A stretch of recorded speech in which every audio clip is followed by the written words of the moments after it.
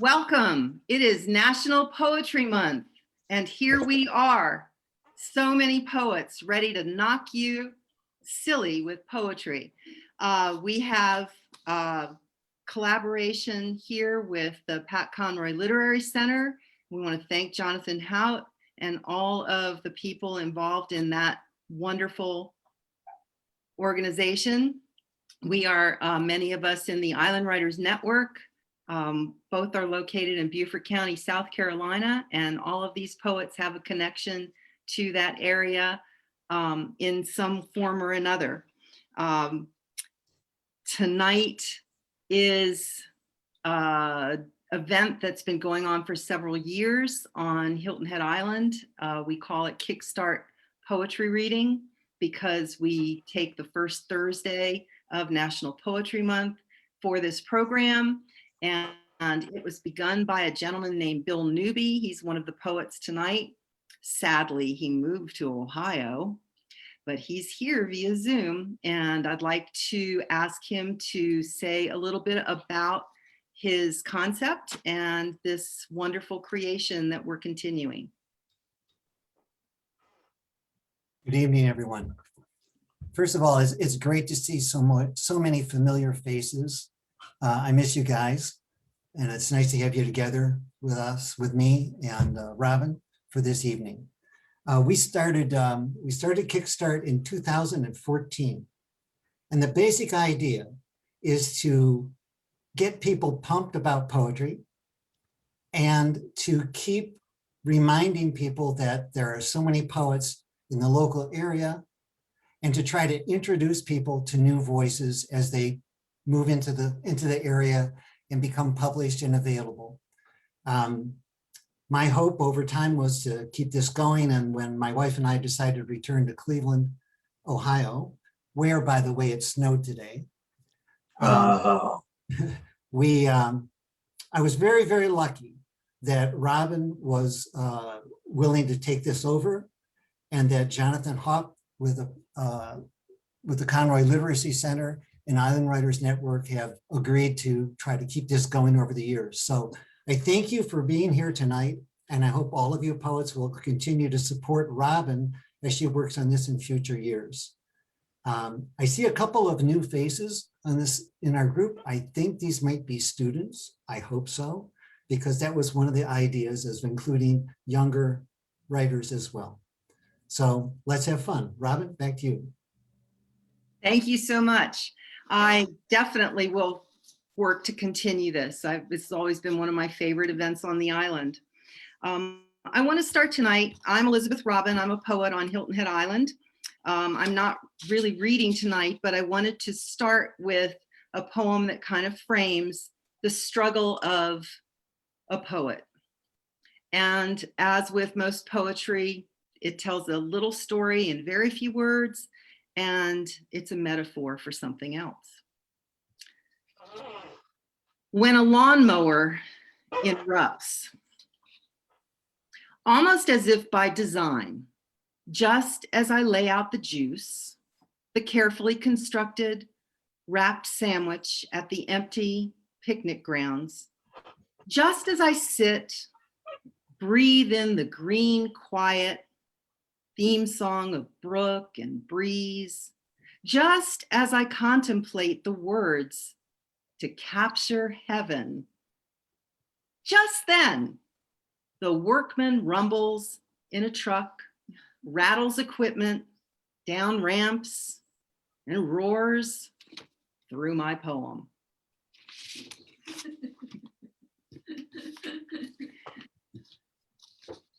That's poetry. That's all it is. Just a little story.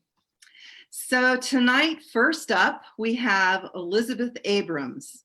She is a teacher of high schoolers, a wife to a high school friend, and mother of 2 high school students, surrounded with old and new memories of that transition period from late childhood to early adulthood. She appreciates the tension and flex of such in-between spaces. It makes her further attached to this low country landscape where earth and water mingle at their edges. That movable, tenuous, makes her feel connected to something larger, like taking an evening walk and catching bits of hummed conversations trailing off salt-swept porches. Elizabeth Abrams, take it away. Thank you, Robin. The first poem that I wanted to share with you this evening, I thought spoke to a little bit of how we felt during the pandemic. Although we live on a 9x12 island, just a few miles, I felt that the circumference of our lives seemed to get even smaller during COVID. But sometimes that's a good thing. As the Quakers say, sometimes spiritually we tend to center down. And I kept thinking about that inward looking that we've done during COVID, and metaphorically how we tend to do that with our lives. We tend to funnel from the large to the intimate and the small. So this poem is entitled Reach, for it's hard for us to reach out at this time, but I thought, what is it, right, that we can hold? So here's the poem. Reach. I ask, what has the space between our hands? They reach to shoulders span. When we thrust up arms to catch the downpour after the drought, to unroll curly blueprints for new house plans, to embrace 2 feuding children at once. They spread to hands span to measure a stallion's 1,000-pound height, to present the now forever christened child, to play notes beyond an octave chord.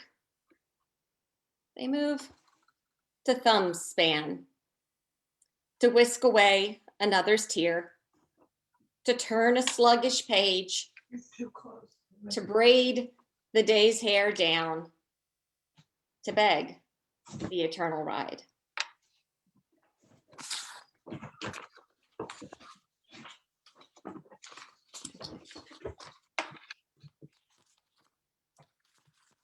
Robin, you said to go for a new poem. So this one is, second one is fresh off the press this week.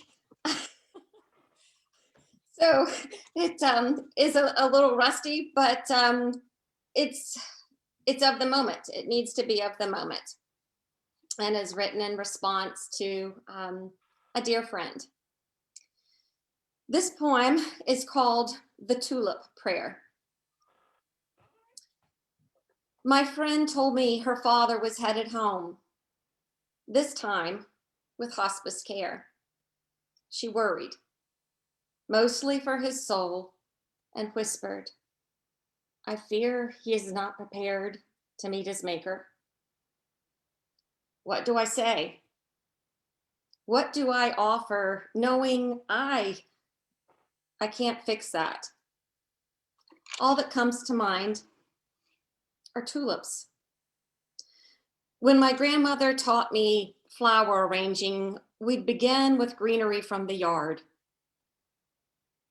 Color was added last, from cutting garden or flower bed, or if they were bare, from the store.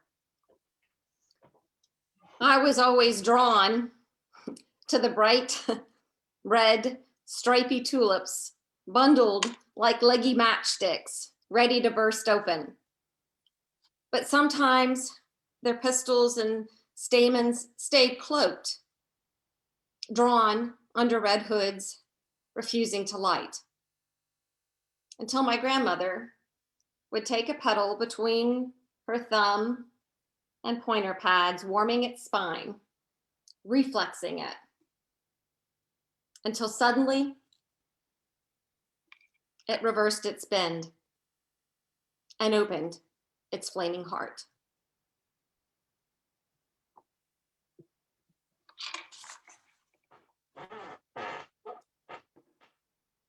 Not only is that a beautiful poem, but I just learned something I never knew. I'm so going to do that. Okay. Thank you so much, Elizabeth. You're welcome. Wonderful, wonderful work. Next up, we have Michael Bassett, a poet, philosopher, book lover, visual artist, and educator.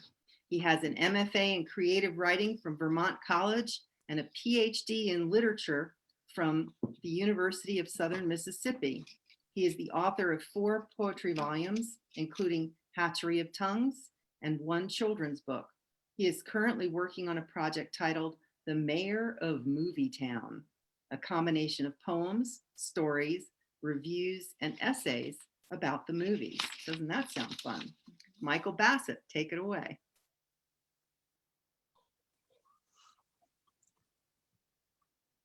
This piece is called Choices.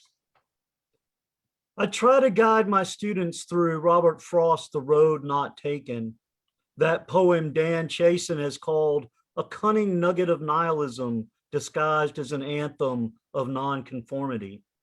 But they just want to play Would You Rather. And amid all the chocolate-covered scorpions or crap-covered jelly beans, the pause button for real life or rewind, 11 inches tall or 50 feet.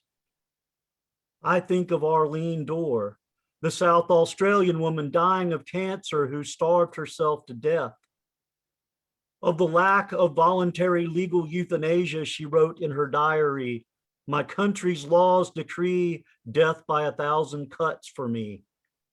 I think of Gretchen Voss and her husband, who learned the child they were expecting would be born paralyzed, severely brain damaged, and with an exposed spine, and terminated a much wanted pregnancy in the 2nd trimester.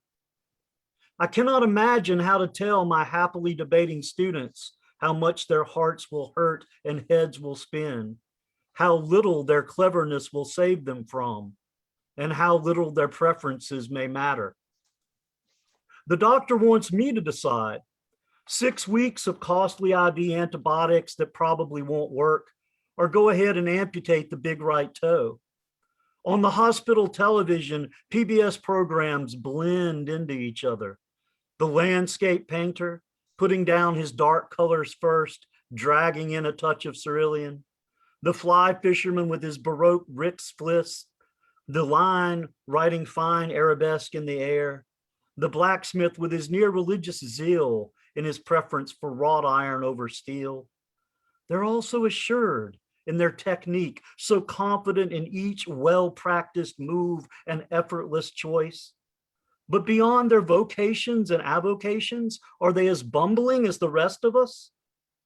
Aren't all of us fools to desire, even when we're ticking off reason's little boxes? Aren't all of our hopes standing at funerals already, under umbrellas that seem too delicate, black flowers in the rain? The Navajo say, no need to search for coyote, coyote waits.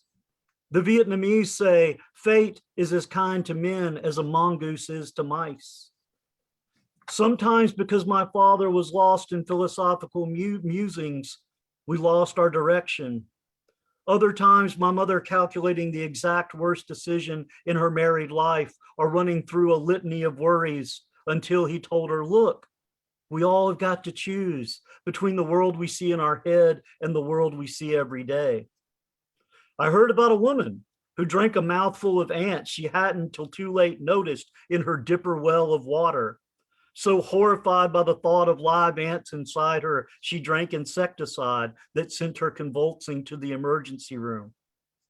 Michael Gooch was one of the older Boy Scouts who, with malice twinkling in his eye and a constant smirk like a pink slash, always slammed me into the corner behind the foosball table, brandished his pocket knife and asked, do you want me to cut off your little finger or your thumb? No matter what happens to the best laid plans, here we all are, vacillating between paralyzing doubt and knee-jerk instinct. At times, hand-wringing Hamlets, at others, the hornet that won't be gainsayed by the screen door, banging, bumping, dumb, insistent, mindless as phantom pain. The students are still on, would you rather be able to see 10 minutes into the future or 150 years? And I make an effort in my imaginary lecture I'll never deliver to tell them there is grace and unexpected joy and peace beyond our schemes. I think of all those birthdays I stood before the cake, wavering like a flame, drawing out the moment where I could wish for anything.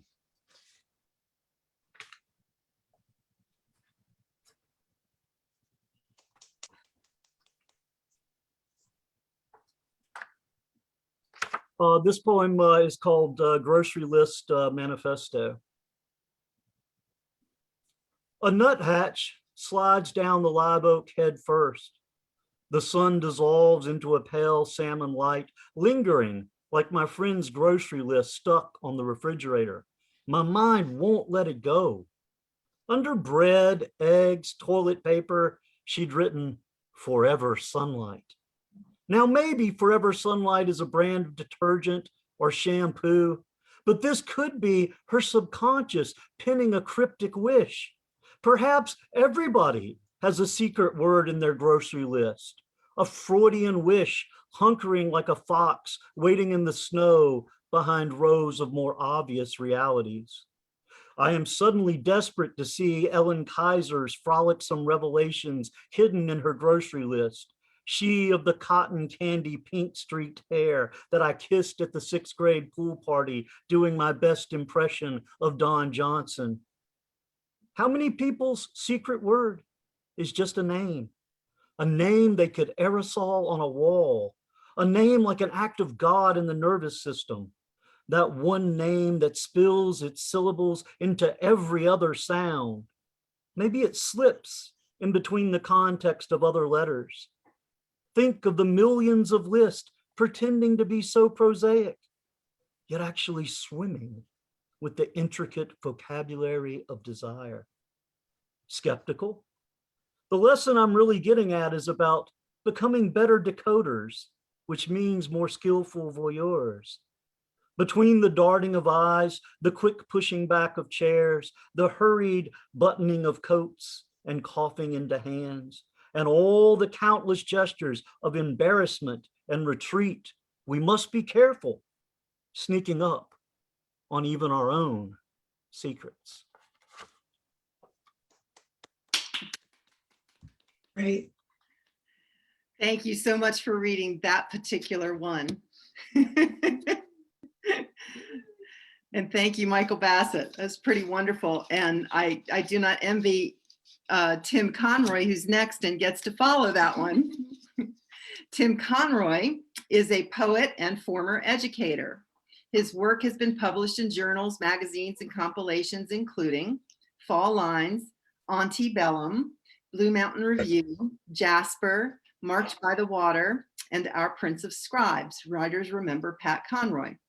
In 2017, Muddy Ford Press published his first book of poetry, Theologies of Terrain, edited by Columbia, South Carolina Poet Laureate Ed Madden, a founding board member of the Pat Conroy Literary Center established in his brother's honor.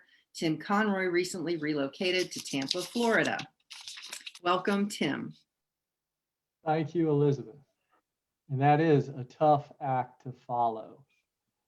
This poem is a new poem called Prizing the Cosmos. Yesterday, I went to have a tooth pulled and 2 others ground level for pillars. I thought of the bridges we build from losses when we sit quiet and remain open. I thought of how eyes, numbed and pinned, let others know we need soothing on the arm and tissue for tears we hide during our grave span of extraction. And this poem is another new one, and it is fittingly written about my mother. Fibs. When my mother died, what became of her fantasies? She struggled through roaring jets and landing strips, dismal apartments, her hysterectomy one Nebraskan winter. Snowdrifts pile high, slant down purity. She lied to other wives. A degree from Agnes Scott, the Pope blessed her in Italy. My favorite, as we melted, we were a loving family. In kitchen corners, loyalty slaps hard the code of military wives. She never turned her warrior in except for the tender moment with Father Mac on Tybee. It never crossed my mind she would die before Dad. It's not too late to tell little fibs to fool ourselves. When she lied, I loved her truthful eyes. And thanks. That one's beautiful. Thank you, Tim. Thank you so much. Following that is Barry Dickson, a retired Madison Avenue creative director. His poetry and prose have appeared in a variety of journals, print and online, including North American Review, Haiku Journal, Pearl Literary Magazine, and his favorite, AsininePoetry.com. He's been a finalist for the Hearst Poetry Prize and received special mention in Pushcart. His poetry collection, Maybe Today, published by Cherry Grove Collections, will be released this month. He lives on Hilton Head Island. Thank you, Robin. In case anyone hasn't noticed, I am not one of the surprise young poets for this evening. Connor and I are not classmates.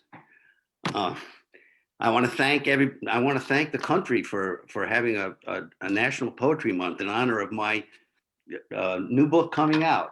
It just arrived yesterday, and it was so nice of them. Here it is, Maybe Today, and I promise you, if you get a copy, it will not say "not for resale" across the front of it.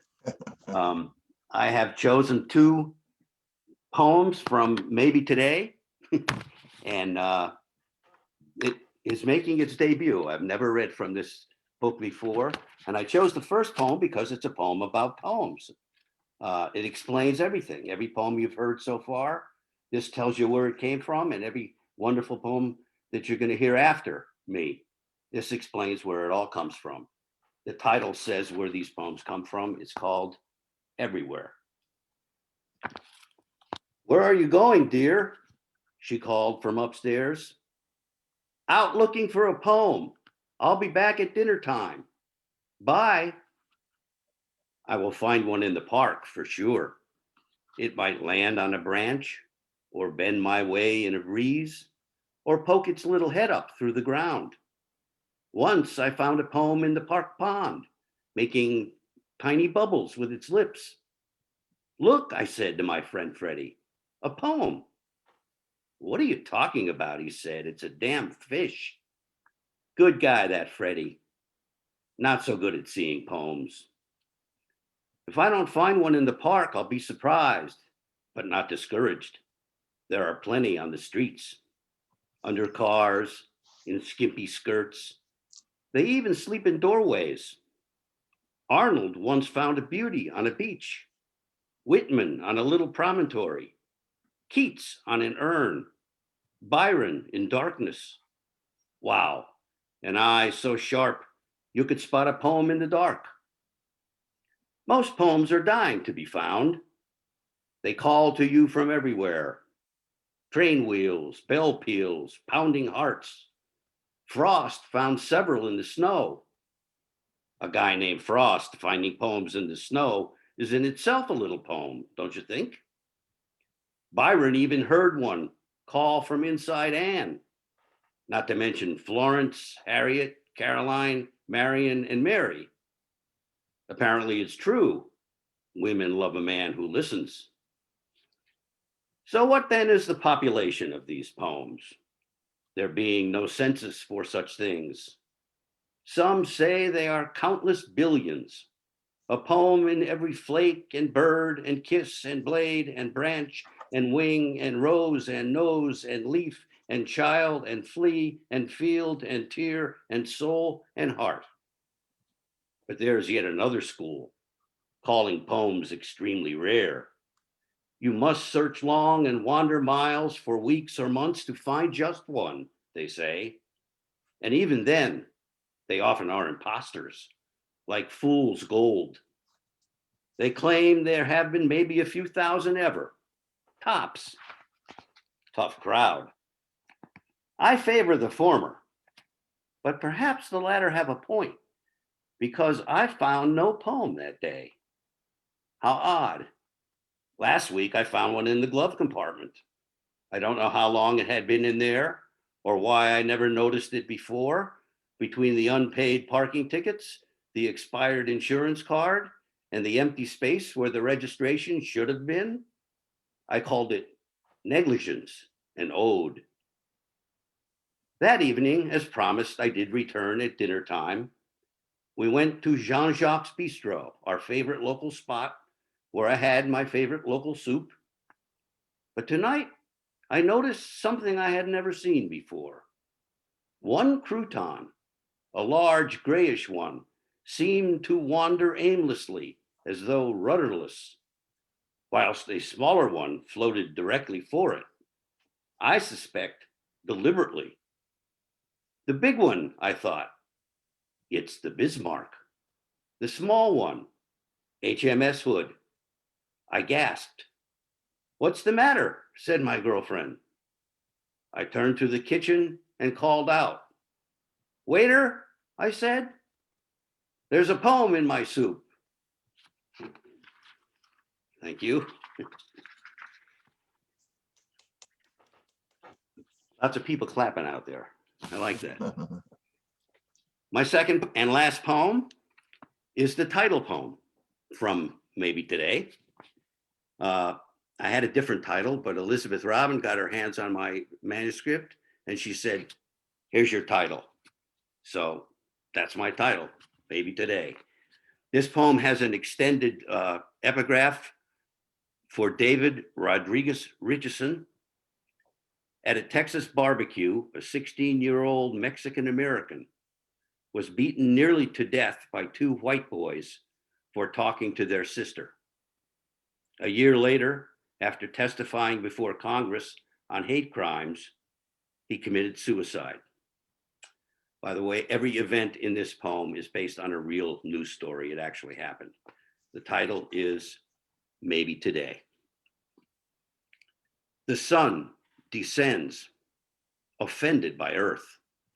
Or is it Earth, embarrassed, turns away? Whichever. Soon the great optimist, morning, will give it yet another try. Maybe today will be the day no one is dragged behind a truck because he's black, or kicked to death because he's gay. The day no man imprisons a girl, no mother drowns a child. Maybe today will be the day the cycle ends, where one man builds a building and another man flies a plane into it. I tell morning, they say doing the same thing, expecting different results defines insanity. Morning answers, maybe it defines optimism. Maybe today. Thank you.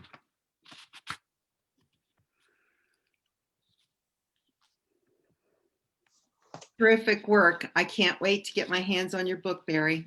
Yours is Very free. exciting stuff. Thank you. Never gets old, that feeling. Thank Yeah. you. Congratulations. Thank you. April 16th, it releases. April 16th. That's what I just got an email. All right. We'll have to throw a party. Okay, I'm ready. All right. I'm all vaxxed up. Yep, me too. Okay. Let's go. Next up is Miho Kinnas, who I'm sure will also come to this party. Yep. Miho Kinnas is a Japanese poet translator living in Hilton Head. The latest publication was her spring migration poem, which she will read in writers.com. Today, Fish Only and Move Over Bird are her books of poems, published by Math Paper Press in 2014 and 2019, respectively. She is also an organizer for a pop-up bookstore, an island bookshelf. Very fun place to be. By the way, I will be there tomorrow and Saturday if you want to visit. Just saying. I probably need help. Miho Kinnas, ladies and Hi, good evening. First poem is called To My Niece. This is a ekphrastic poem. If you want to see the art, it's here. It's on the April issue of Local Life. You can see the art. Okay. To my niece. I often think of the kitchen goddess, black, dense, obsidian black of volcanic glass. When the days are shorter, I often think of her, this year more so than usual. She is the wide-hipped, prehistoric goddess, black, dense obsidian, black of volcanic glass. The lunar phases cartwheel in her belly, and this year the pace of birth and rebirth quickened. And you, my niece, for the first time out of the smart uniform, thought you lost control during the birth of your son. You can handle fear, but being out of control was not acceptable. It is never about the pain. Some women ride the wave while being afraid, but there are the rest of us who cannot let it go. I want you to know, my niece, this year, the kitchen goddess knew she needed to be faster and fiercer. So she became a black lioness. She sits on the throne in the center of the hearth. The black lioness watches life, wealth, and harvest, strong out of control, black, dense, obsidian black of volcanic glass. Thank you.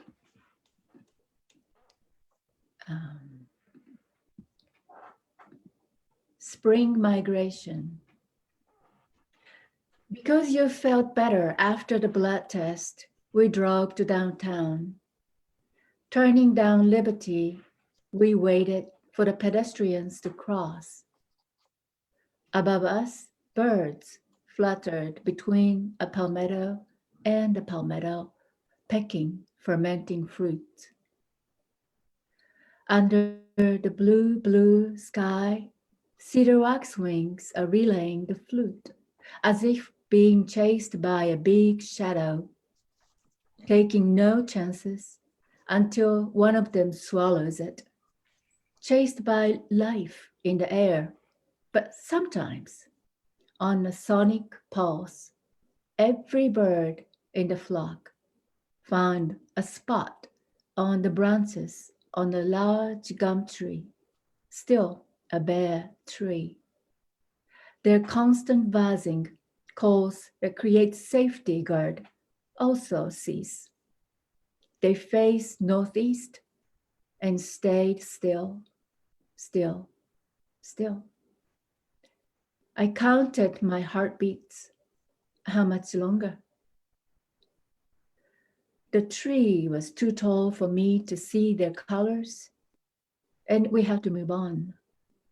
But as I shifted in my seat, I saw with my mind's eye the dashing black around the eyes, blondish crest, lemon yellow hem tail, and the red droplets on their wings, like melted wax.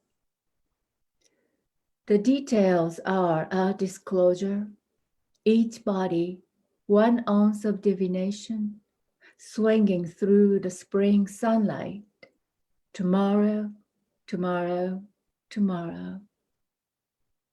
I turn to you and the sun is on your knuckles on the wheel.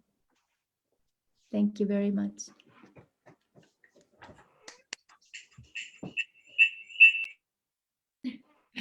Thank you, Miho. It was beautiful, beautiful.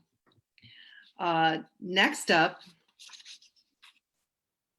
we have Marilyn Hockett Jackson Lorenz.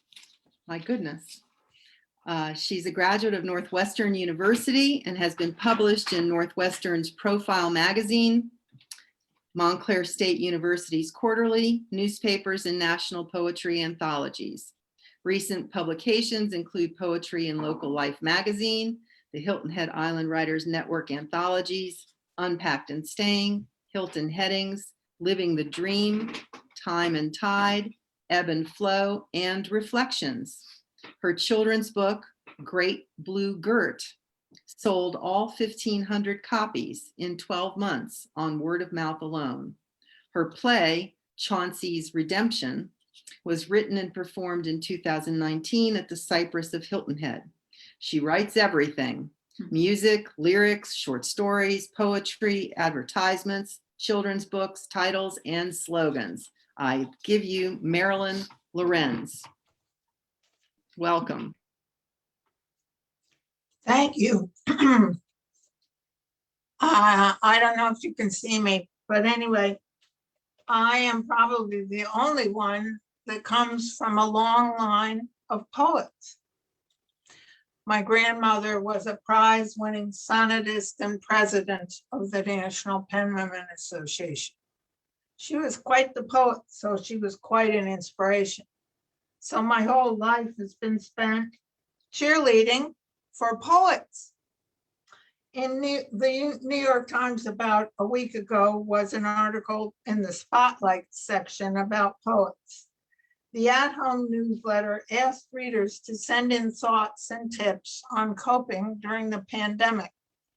Here is one edited letter from a Utah resident who has been posting poems on repurposed election signs in her front yard twice a week. My wife saw a mom have her son read a poem aloud to her. We watched a woman read The Everlasting Self to her dog. 3 boys on bikes came by and read a poem together. A handful of kids hooted over Snowball by Shel Silverstein.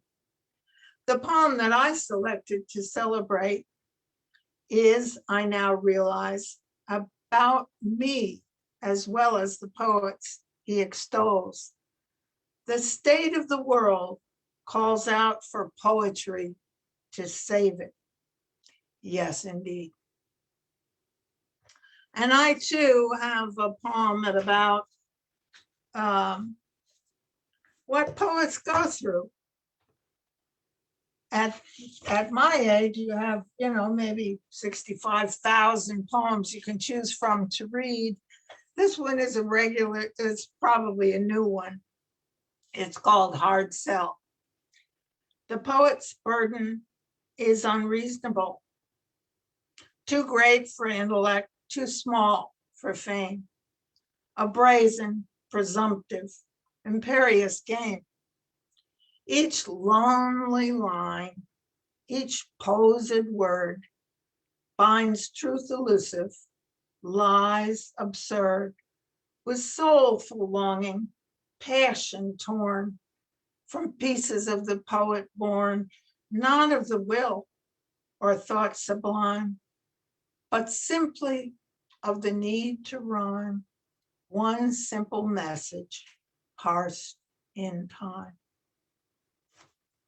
And this other one is an old one that I thought, because of what we're going through in the nation right now, might strike a chord with someone. It's called To Georgia with Rage.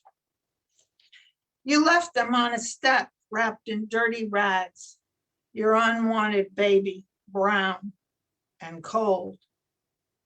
But somehow, some way, he survived to grow tall in defiance of his destiny.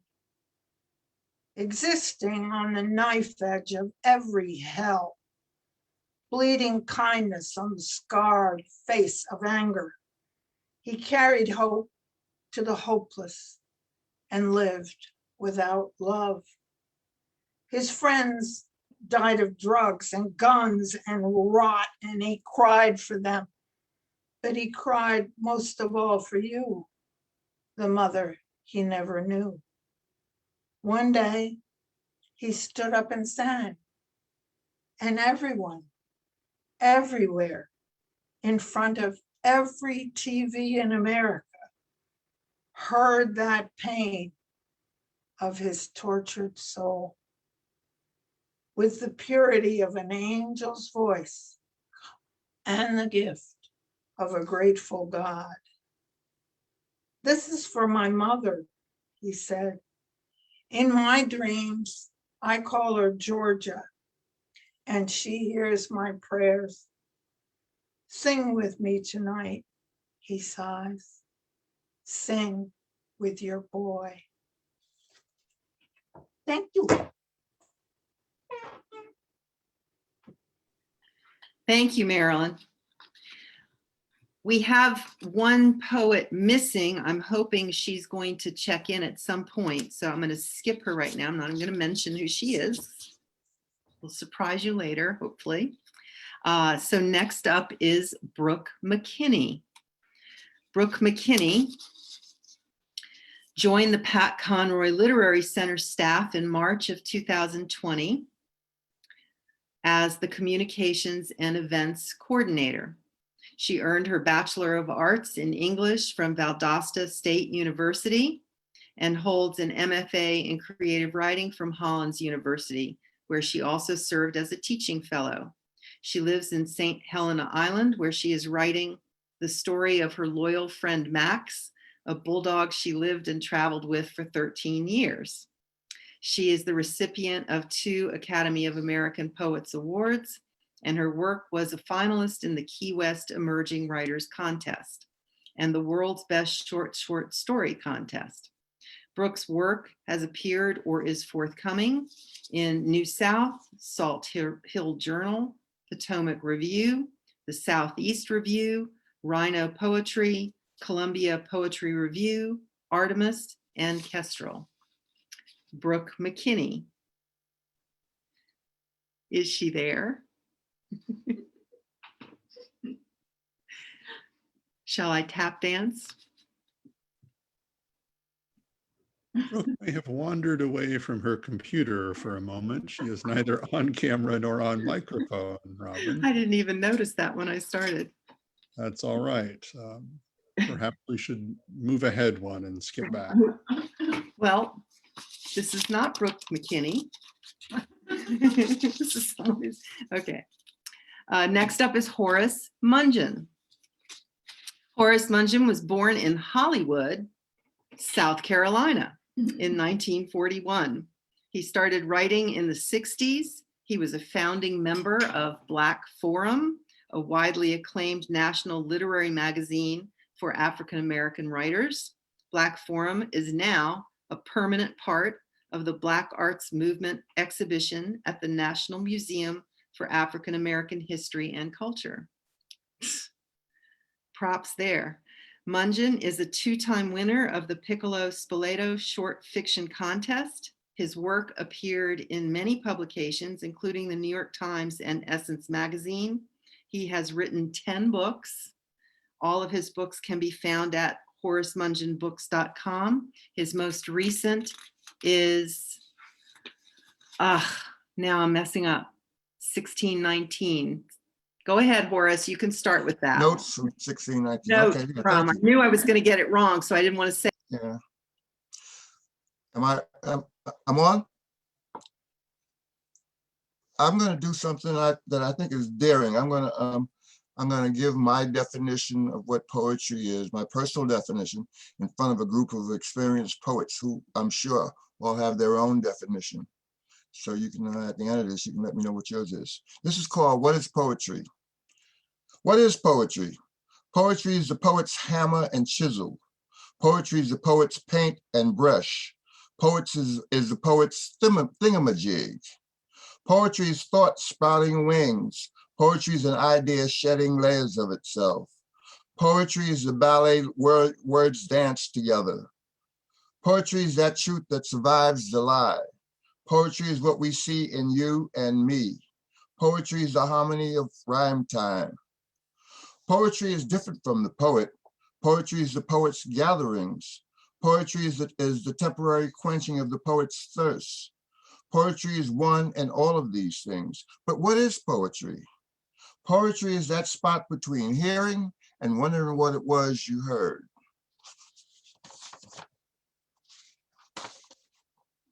And my second poem is about one of my heroes from the 60s, 70s, and 80s.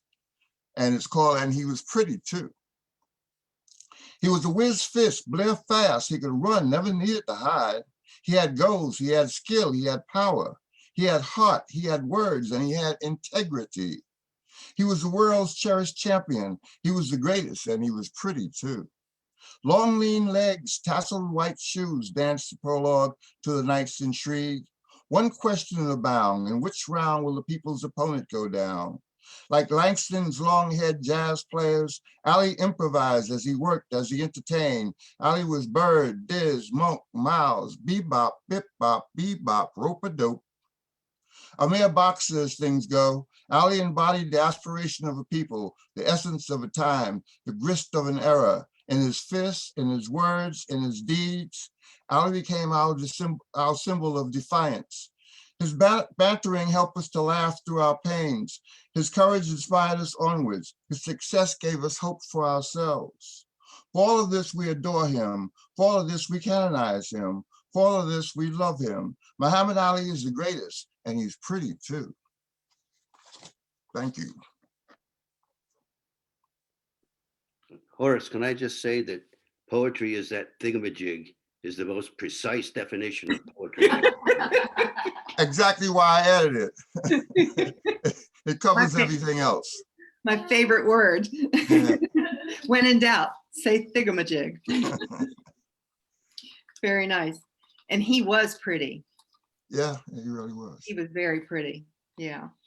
Okay, we're going to hop back to Brooke McKinney. You've already had your intro. Welcome. Thank you. We're glad you decided to read tonight. I appreciate it. Yeah, thanks. Thanks for having me. Sorry I missed the introduction, of course. Okay. This one is a poem I wrote for my grandmother a while back. It's called Making a Bed from Memory. On her 90th birthday, we could only fit so many candles on the cake. Age will set you on fire if you're not careful. She looked like a mama wolf in the night, her hair a wind-curled fur of streaked black and white. Her eyes fed us a kind of wisdom we knew not to use before the night was over. You will have none left by morning, she said. Now, when I see her, she's so blind, and making her bed is all she can do in one day. But she knows where the corners fall, where fingers bend, where touch has been over and over again.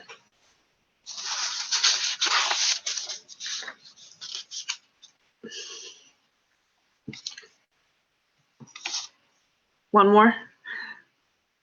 Okay. This one's called Delphinium. The florist asked, "What flowers would you like to wear in your hair for the wedding?" I think all of them, but my head is not a garden and cannot hold such beauty. Tulips will fall apart before I can say I do. Wedding means nothing except it's something I must prepare for. I want something blue, I say. Blue is a color I can rarely touch. Sky, ocean, feeling. Delphinium, she says, walking over to a cooler, pulling a long stalk of blue bell-shaped blooms from a bucket. The blooms are white at the stem, then bleed into a soft blue. Be careful, she says. They don't last long out of water. Like fish, I thought, which means they die. They are beautiful. I want them in my hair, though she says they may not live through a ceremony, and so my hair will be their grave. On the way home, I hold them in my lap. They wilt. I revive them in a cup of water in the kitchen windowsill. I expect them to die by morning. I look up delphinium to search for its meaning. It symbolizes an open heart, but if ingested, toxic to humans. A year later, there's still no wedding. But the delphinium is alive, blooming downward into eternity. It's a sad thing, but it's not dead. I call the florist and I say, you were wrong. 1 year later, and the delphinium is still here, but I'm not sure I can say the same about love.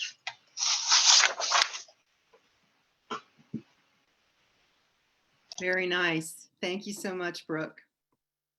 Thank you. Next up, we have Bill Newby. Bill Newby initiated and produced the annual Kickstart Poetry Readings 2014 to 2020 while residing on Hilton Head Island. He and his wife Barbara moved back to Cleveland, Ohio, April of 2020. His poems have appeared in numerous journals and the last 3 Island Writers Network anthologies. His 2 collections, Sea Chests or a Carry-On and Passing Through, are available from Amazon and can be previewed at billnewby.net. Bill Newby, welcome. Good evening, everybody. Like I mentioned earlier, Barbara and I moved back to Cleveland, Ohio to be closer to our older friends. And it's been a joy being here. We got here just in time so we could socially distance ourselves from everybody. And obviously had to cancel the last attempt to do a Kickstart poetry reading. So it's just a delight to be here. I use poetry kind of like as a camera at times. And since we've been here, I mentioned before that it snowed last night, but March was beautiful. March was sunny. March was green. And so we went for a walk.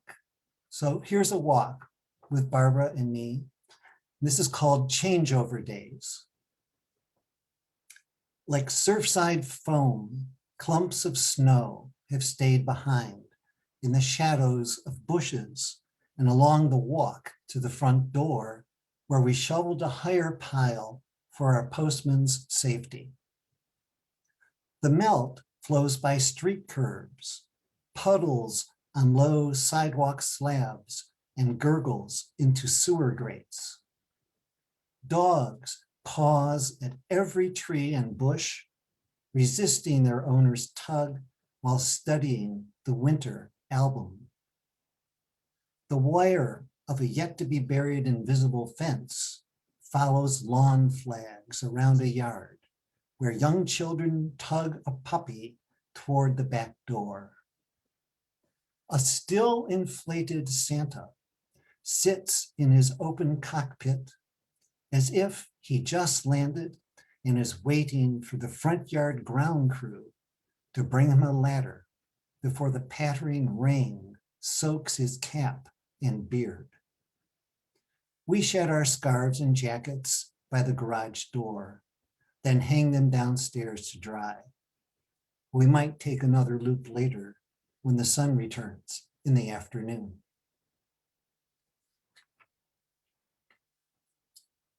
And this has obviously been a year full of a lot of special moments. So I wrote a poem trying to remember the good old days. So this is called The Good Old Days. The good old days, when the doctor said, bend over, instead of unmute yourself. When meeting in the supermarket, we'd embrace, stand close, and chat. When we'd give our first name to the hostess, stand shoulder to shoulder with other diners, and finally get seated at the one open table in the middle of the din. When the postmistress didn't sit behind a plastic shield while weighing each package, checking addresses and zip codes. When the sidewalk was shared, masks were worn at Halloween, and each school bus was full. When athletes avoided torn muscles instead of each other. When stadium beer and hot dogs were passed hand by hand down a long row, and money went back in the opposite direction. And when presidential speeches were rare, and few knew the name of the nation's infectious disease expert.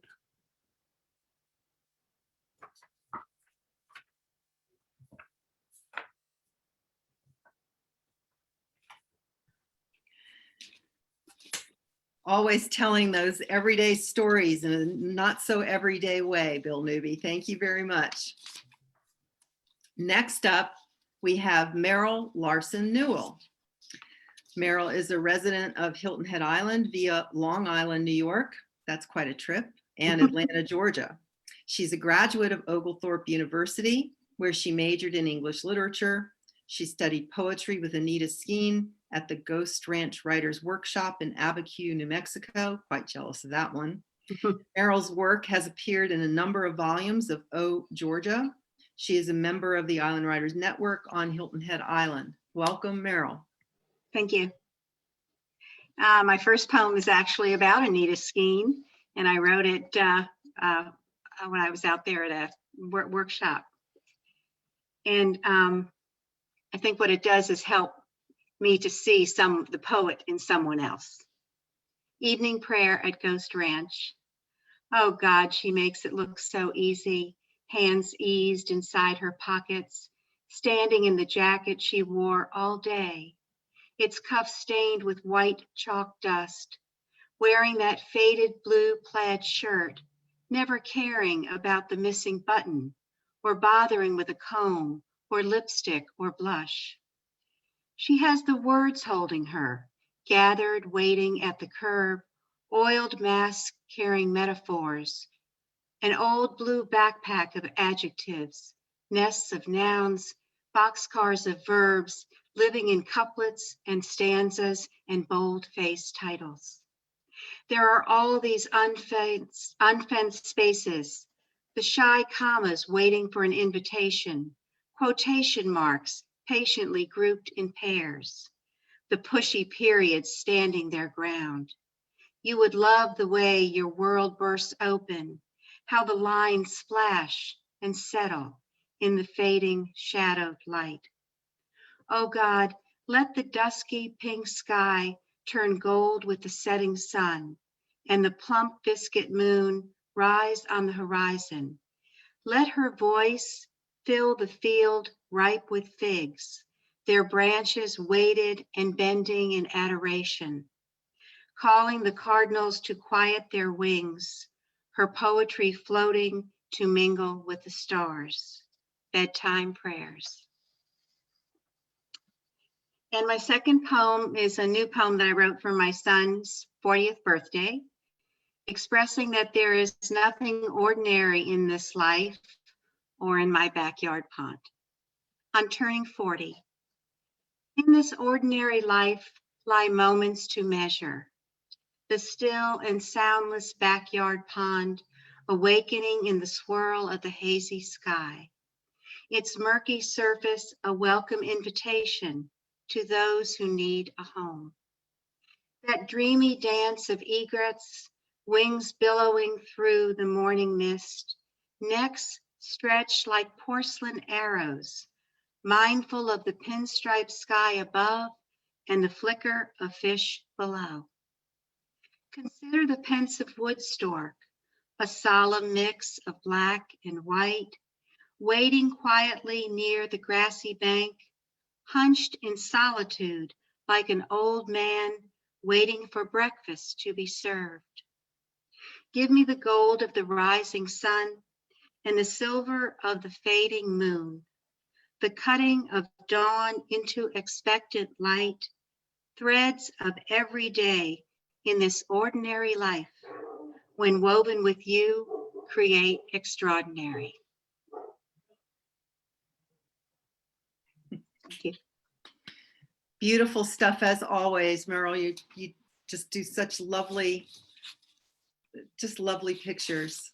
I really enjoy it. Now we have a very special guest coming up. This is Connor Nold. Connor is a senior at Hilton Head Prep on the island. He enjoys writing and photography and plans to study history, linguistics, or Russian in college next year. And it would seem he also writes poetry because he's going to share one with us. Welcome, Connor Nold. Hi. I am not nearly as accomplished as any of you. I've never read a poem that I've written to anybody. But I wrote this poem in response to the odes by John Keats, and I actually did this for a project for Miss Abrams' English class earlier this year. So this is Ode to Icarus. The golden sunlight blazing like a fire brings you closer, still closer to its glow. Could you have known it was your funeral pyre? Tell me, Icarus, did you know? Melting wings, your dripping wax like ichor, bleeding tragedy of the young and galled. You must have known what they all would picture. Hubristic young fool, he wanted to fall. Dropping through the clouds, a tragic, sad show, a streak of gold against the stark blue sky. Feathers drop and into the wind they blow. Down below, hear your father calling why. From Helios to Hades, but between, do you meet Poseidon, deep dark horror? How terrible to die in that cold sea, different to the sky, that which is warmer. You did not deserve it, Icarus dear. So tell me then, what was it drove thee here? What did you want, Icarus? To be free? Perhaps caught up by joy, need to soar? Perhaps just reckless, young and bold were thee. Daedalus bid you not, you wanted more. Did you not think? Did you not know? I do. Dear Ornice, in tragic death I know you. What it is to fall, to fly, reflections of each other, both to live and both to die. My friend, my sun-kissed brother, I too know. To fall, fly, to live and die, the same. We want and chase and love, we try. We try as you try, we fly as you fly, we die as you die, just to live again. Immortal Icarus, still are you alive, still are you known. Now we modern men, our Icarus is all.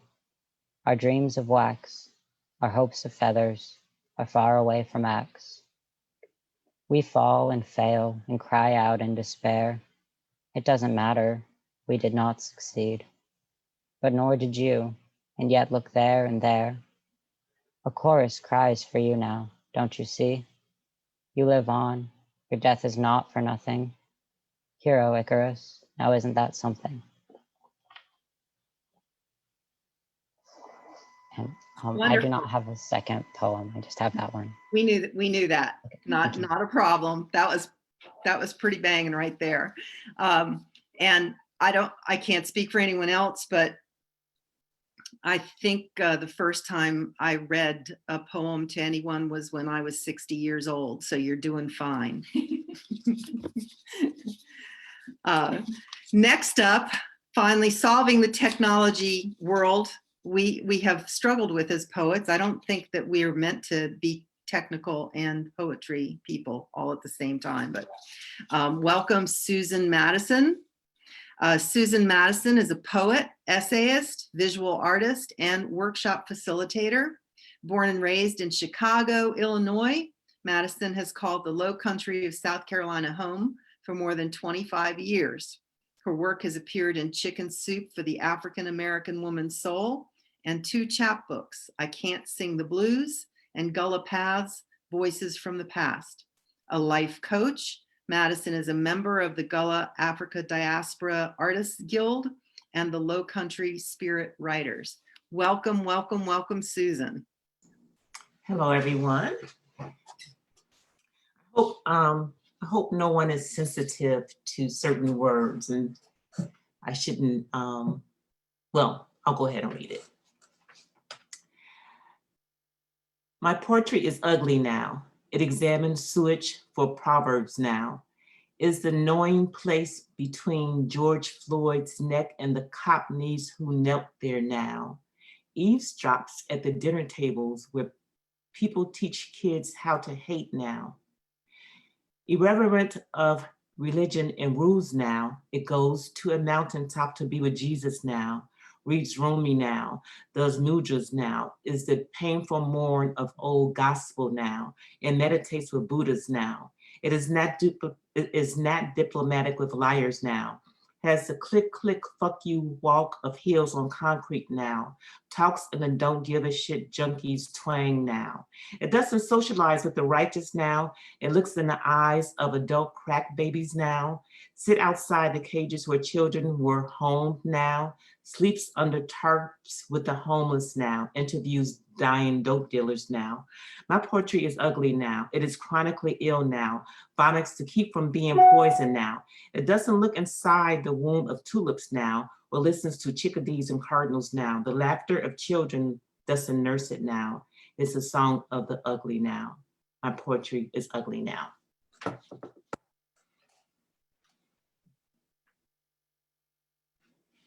Now, read one more. And the name of this one is The Poet. When the other children heard the call to come out, we were left playing on the other side of the portals of sensitivity.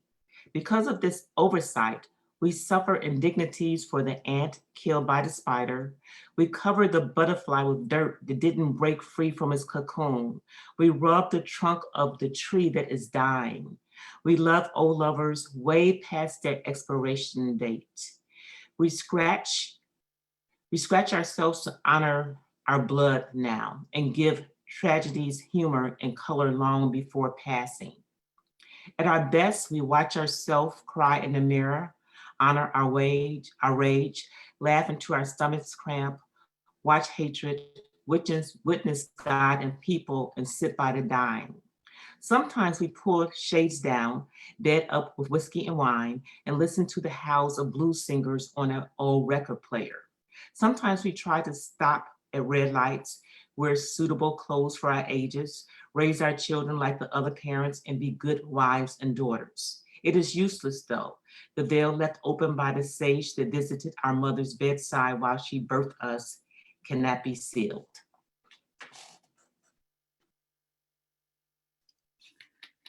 Thank you. Fantastic. Thank you so much, Susan. Our closer this evening is quite the closer. Olivia Stiffler is the author of 2 books of poetry. The first, Otherwise We Are Safe, was included by Writer's Almanac in its Best of 2014. The second, Hiding in Plain Sight, was published in 2017. Stiffler's poems are included in the anthology Realms of the Mothers and in the 2018 Furman University Anthology Archive, South Carolina Poetry since 2005. Stiffler worked for 26 years as a freelance stenotype reporter and partner in Alpha Reporting Service in Springfield, Missouri, before retiring with her husband to Georgia and subsequently moving on to the Low Country. She began writing in earnest in 2007 as part of the Zona Rosa Writers Workshop in Savannah. There in 2012, she met visiting New York poet, the late James Tolan, who became her mentor and editor, and who ultimately helped bring her work to publication. More information is available at Stiffler's website, oliviastifler.com. Welcome, Olivia. Hello. Nice to see everyone again, even though it's a little remote. The first poem I'm going to read, I chose because we're in the wake of 3 recent mass shootings. and it just felt like its time had come. It's an unpublished piece, and it's new in the sense that it's unpublished, and it's not specifically local, but it concerns a near neighbor. It's called Charleston, June 17, 2015. She's asleep on her watery pillow when you step into the church. Nothing about you rouses her, neither your pale skin nor your blank expression. She's seen scores of lifeless eyes and ashen bodies, suffered her share of homegrown martyrs and self-appointed saviors. Cool and hard as a slab of unpolished marble, still as a rattlesnake under a rock, you wait, uncoil, then bang, bang, bang, bang, bang, you strike. Bang, bang, bang, bang. The air reeks of gunpowder and the stench of fear and death, old as the oldest slave. For the time it takes to use up 9 lives, you're a god in the house of God. She's fully awake now, taking stock of what you've done, which is not what you meant to do. That old flag you worshiped, pulled down, wrapped up, put away. Those bloody white sheets you admired, blowing away like old ghosts in a new wind. Can you see the fog lift, the rainbow bridging the streets? That's what you did with that gun in the Mother Emanuel AME Church in the heart of Charleston.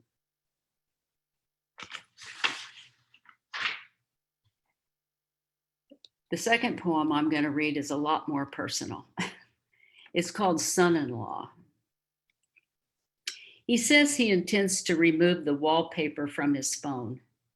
It's a picture of me moving away from the camera in my old bowl hat, denim shirt and jeans, bent back, leaning into a walking stick. It reminds him too much of her, he insists through percolating tears. It's your mother. From terminal diagnosis through her last days, he nursed her, rolling on Job's toes, feeding with a spoon, lifting her like a baby. Near the end, even changing her diaper. And she, alert through most of it, peppered his heart with cheerfulness, with her humor and dignity. How can he bear to see her leaving each time the phone rings, when he checks the weather or consults Google Maps to help him find his way? Before I finish, I'd like to leave you with a quote I came across recently. It's from a memoir that's called Why Be Happy When You Could Be Normal? And it's by this British writer named Jeanette Winterson, and I think she's just fabulous, and her book is fabulous. The quote is, so when people say that poetry is a luxury or an option, or for the educated middle classes, or that it shouldn't be read at school because it's irrelevant, or any of the strange and stupid things that are said about poetry and its place in our lives, I suspect that the people doing the saying have had things pretty easy. A tough life needs a tough language, and that is what poetry is. That is what literature offers, a language powerful enough to say how it is. It isn't a hiding place, it's a finding place. I could not agree more with that sentiment. Poetry is a finding place. I hope you will all find something there for yourselves and pass it on. Thank you. Very, very perfect, as always, Olivia. Thank you so much. I'm piggybacking on that idea, and I didn't even know you were going to offer that quote, but I'm going to read something to kind of close this out. And while I'm reading it, I'd like to put all of you on the spot to name, and I'll call on you when I'm done, one poet that you suggest the audience find and enjoy. Just one name. We'll share that with the audience, and that should take us right to the close of 90 minutes. So I'm going to read a poem that is coming up in my new book that isn't published yet. And it is for my friend Nicole. And I think it fits the subject matter we're dealing with tonight. Paper thin. Paper comes with rules, size and shape, lines spaced in precision, marching down 11 lockstep inches. Ruled, no variation accepted, 1-inch margins expected. Only holes wiggle from none to 3 or 5, identical in size, as though every hole measures equally. What spills on each page proves a different truth. Messy stains, altered pulp, fading margins, words bust right through.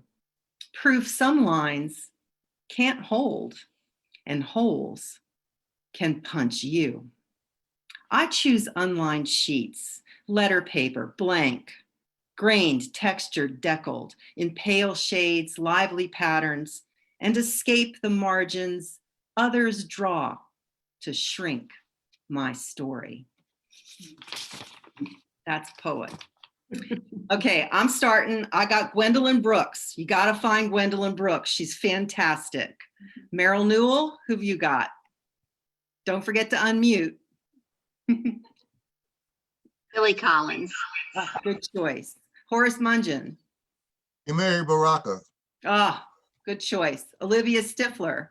Sharon Olds. Very nice. Michael Bassett. Angela Ball.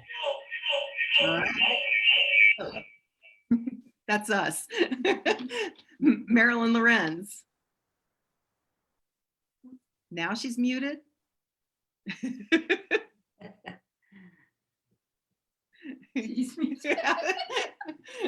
Okay. There we go. Marvin Bell, you'll probably not remember him. He was a Guggenheim winning poet of the 70s and 80s. He was fabulous. Yeah. Just recently. Iowa Writers Network. Iowa, the program in creative writing at the University of Iowa. There you go. Bill Newby. Tony Hoagland. Oh, you love him. Yep. Great. Elizabeth Abrams. Ada Limon. Yes. All right. Connor Nold. Don't forget to unmute. Richard Blanco. Okay. Very nice. Barry Dickson. Often overlooked Jane Kenyon. Oh, yes. Good. All right. All right. Good stuff. Tim Conroy. A very young poet, Jennifer Yoon. Jennifer Sang Yoon Park. Okay. An incredible poet. Very nice. Miho Kinnas. Today I'll say Craig Arnold. All right. I love it. Today I'll say Brooke McKinney. This is tough. I know.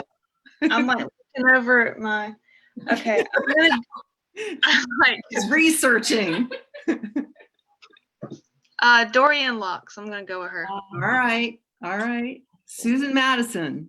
You know, you actually took mine, Robin. So I'll go with Nikki Giovanni. Another fine choice. Oh, yeah. Shall we ask Jonathan Hout to weigh in? Yeah. Yes. He's hiding. Sorry, I wandered off to produce our show. South Carolina's own Len Lawson, dear friend to us. Very good choice. Very good choice.